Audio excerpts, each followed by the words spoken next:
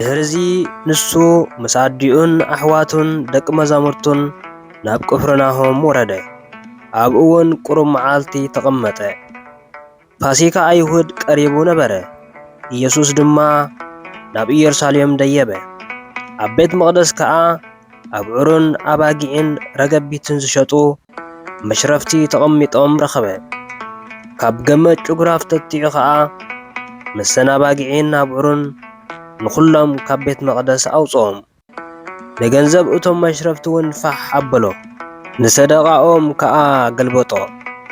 ነቶም ሸየጥቲ ረገቢት ድማ እዚ ካብዚ ኣልዕልዎ፣ ንቤት ኣቦይ ቤት ሸቐጥ ኣይትግበርዎ በሎም። ደቂ መዛሙርቱ ከዓ ቅንኣት ቤትካ በልዓኒ ዝብል ጽሑፍ ከም ዘሎ ዘከሩ። ሽዑ ኣይሁድ ነዚ ክትገብር ስልጣን ከም ዘለካ እንታይ ትእምርቲ ተርእየና ኢሎም ሓተትዎ።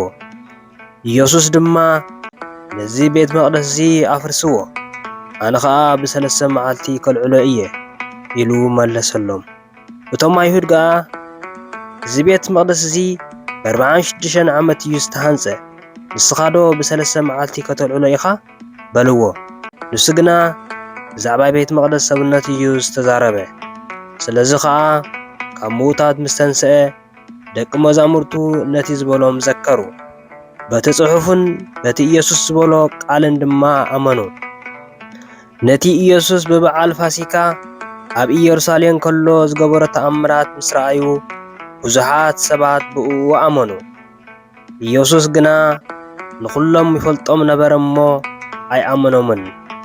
ነቲ ኣብ ሰብ ዘሎ ባዕሉ ይፈልጥ ስለ ዝነበረ ከዓ ሓደ እኳ ብናይ ሰብ ክምስክረሉ ኣየድልዮን ነበረ።